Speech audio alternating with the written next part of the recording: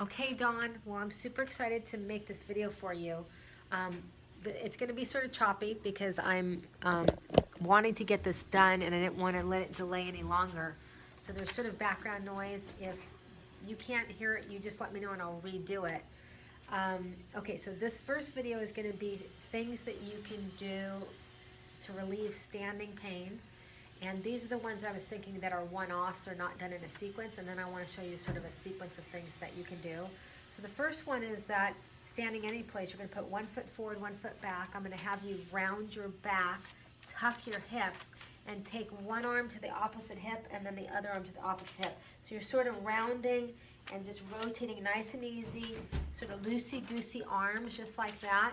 From the side, it's going to look like this. I'm going to tuck my hips, my knees are slightly bent, round the back, one arm to the opposite hip, just like that. And as far as numbers go, you just do 5 to 10, whatever feels comfortable to you to make you feel good.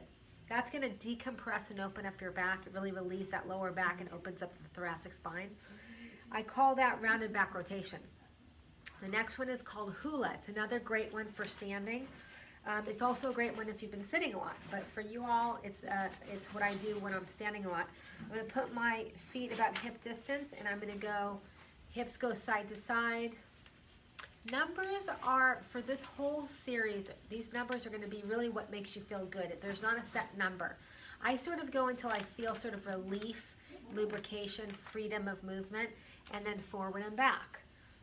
Just like that. So we're going to take all of these in 3 dimensions. Now when I go forward, because I have a broken back, what I'm doing is I'm tucking, pelvic tilting my hips, not arching, but pelvic tilting.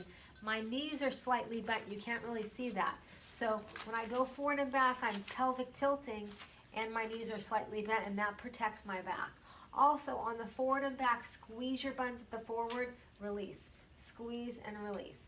So we've gone side to side, forward and back, then we're going to go circles. And what this is going to do is it's going to heat up, lubricate, oxygenate, soften the hips. When you do that, it frees up the spine and the knees. Okay, and then we're just going to turn. Just like that. Hands can be down too. Okay, so forward and back, side to side, circles one direction, circles the other directions, and rotation. So that's really a standing hip driver in 3 dimensions. Again, the numbers don't really matter. And it can be very small. You can do it very small because sometimes people are sort of embarrassed to do that in public. I love doing it in public because then I get people asking me, what am I doing? And then I get to jump in and give them thoughts and ideas as a fitness evangelist. Okay, so that one's, I call that the hula. The next one is called alternate arm rotation. Let me just remove this text here.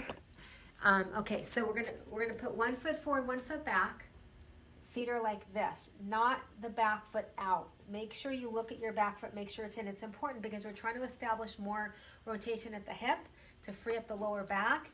And most people are going to turn their back foot out, and it's going to go out in the middle of this exercise. So particularly keep it forward or even slightly in. Then I'm going to start with my hands forward. I'm going to turn my body. Use the range that feels good for you. The first few reps are always smaller, and then we get bigger. I'm moving at the ankle, the knee, and the hips as much as I can, and then moving my upper body as much as I can. So we take as much from the ankle, as much from the knee, as much from the hip, and then we move up the spine and get as much there. Look around with your eyes. That's going to give you more spine rotation. And then always do a few with your head forward. Notice my backhand is sort of a little bit higher than shoulder, and I'm trying to get all the way back. I'm opening my hands up wide. That activates, stretches and activates your hands and the nerves and gets blood flow. Then you're going to switch feet. Make sure again that back foot is straight forward or slightly turned in. I'm going to start out one arm at a time. Did you hear that crack? Those are my joints getting lubricated and softened and aligning to a more happy alignment. And then I'm going to turn my head. It doesn't matter if you start with head turning or with head forward. Now the difference with the head forward is when you go head forward, that's more neck rotation. Okay, so then the next one is a neck stretch. And this is going to be feet about hip distance. I'm pelvic tilting my hips. My knees are slightly bent. Squeezing my bun slightly, because what that does is that supports, that engages your core and that supports your back. I'm going to tilt my head over to the side and tilt my head over to the side. Now in any of these movements, you go at the speed that feels good for you. Notice when I'm tilting over to the side, I'm purely tilting my head. I'm not rotating as well. That's not wrong, it's just different. And what happens is when I ask somebody to tilt and they turn as well, it tells me that they have certain muscles that are tight that are pulling the head in a certain direction. So we go side to side, and then I'm going to go hold one side, I'm going to go down and up. Now with any of the movements we do, the first few reps are done small, and then we get a little bit bigger with the range. So I might get a little bigger.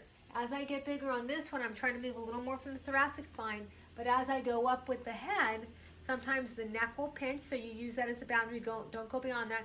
Sometimes the lower back will pinch. Squeeze the buns, lengthen the spine, and a lot of times that will go away. But of course, limit your range into the range that feels comfortable for you. And then you change sides. Again, the reps are what feel comfortable to you. 5, 3, 5, 10, whatever feels good. And then I'm going to come back to the center. I'm going to turn and turn. And then I'm going to hold my head to one side and go down and hold that, pulling both shoulders down, and then switch, turn as far as you can, pull that down and hold. Okay, so that's that. I have 3 more that I want to teach you, but my client is ready for me, so I'll be back.